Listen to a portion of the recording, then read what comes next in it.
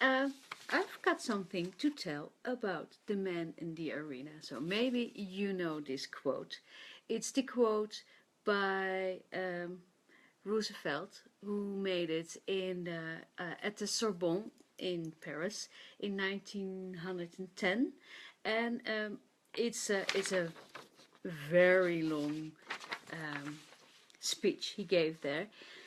Um, but there is one very famous quote in it, and I think we all need to know this quote by heart because it's very, very important. And it's especially important if you are highly sensitive or um,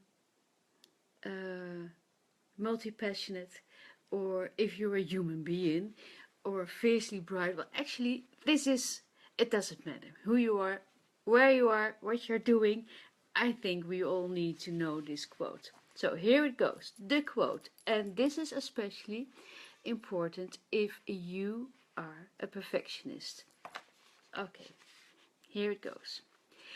It is not the critic who counts, not the man who points out how the strong man stumbles, or where the doer of deeds could have done them better. The credit belongs to the man who is actually in the arena, whose face is marred by dust and sweat and blood, who strives valiantly, who errs, who comes short again and again, because there is no effort without error and shortcoming, but who does actually strive to do the deeds, who knows great enthusiasm, the great devotions, who spent himself in a worthy cause, who at the best knows in the end the triumph of high achievement, and who at the worst, if he fails, at least fails while daring greatly, so that his place shall never be with those cold and timid souls who never know victory nor defeat. So, famous quote. I will quote it under this message, because I really think that perfectionism is the most horrible thing out there. And I know this because I gave perfectionism um, a chance to ruin almost 25 years. Well, it's not completely ruined, but here's the thing. I went to art school because I loved to be an artist, and I wanted to be an artist ever since I was this. And a very young girl, I was painting and drawing all the time, and then I went to art school. And in my final year, I went to a bookstore in Arnhem at the art school I was at, and I stood in front of this huge bookshelves, and on it there were monographies, but books on the big artists, about Picasso and Louise Bourgeois and Mondrian and, well, uh, all the big artists. And I stood there and I suddenly knew there would never ever be a book about Esther de Charon de Saint-Germain, the great artist of our world. It would never happen. And then I realized I'm not good enough, and when I'm not excellent and amazing and wonderful enough, I'm not supposed to be an artist, because art is only for the really, really, really special souls, the wonderful people. And I was not wonderful and special enough. So what did I do? I quit art school in my final year. I became an art historian, which was really wonderful as well. But I didn't make any art, and I had this urge to make art, to do stuff, to create something. But I always thought, well, I'm not an artist, therefore I'm not supposed to buy art supplies, because I would be a complete fraud. And so I actually went to the art supply store once, I think when my son was about 2, and I bought one ink, ink, black ink, and I bought a sketchbook, and I went home. I made one sketch, and then I threw everything away because I felt a fraud. I was not an artist. I hadn't finished art school, therefore I was not supposed to make art.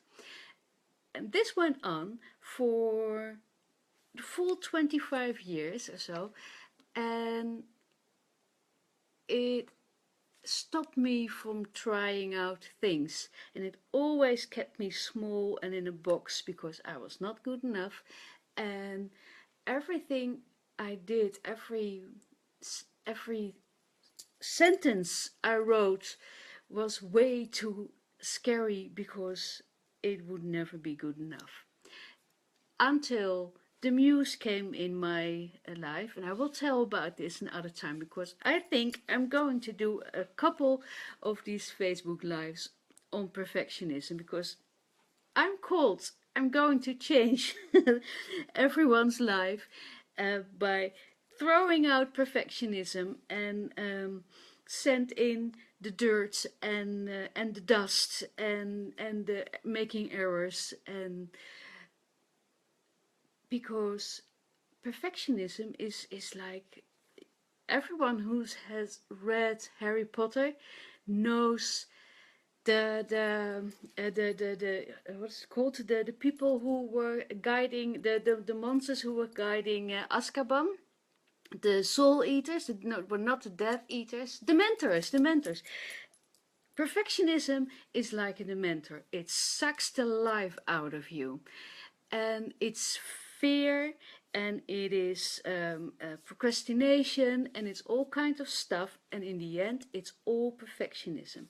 So I will do a couple of Facebook lives on perfectionism and how to deal with it and how to get rid of it, and to help you understand what is perfectionism. And there's a huge difference between doing something really perfect and perfectionism. But I'll explain this tomorrow and in the days after tomorrow. I'm on a roll here. I'm going to be the perfectionist defeater. I'll share this quote, and if you think I know this feeling of perfectionism, then I want you to join my healing and clearing visualization, and it will be on the 29th of November, and I will write down the link, so it's on my website, and this is my website, very imperfect, www.estherdecharon.com, and you can enroll for the free healing and clearing session in there. We're going to bust and to release all the perfectionism out of your life. And well, this is it. So if you're ready to let go of perfectionism, I hope to see you again tomorrow.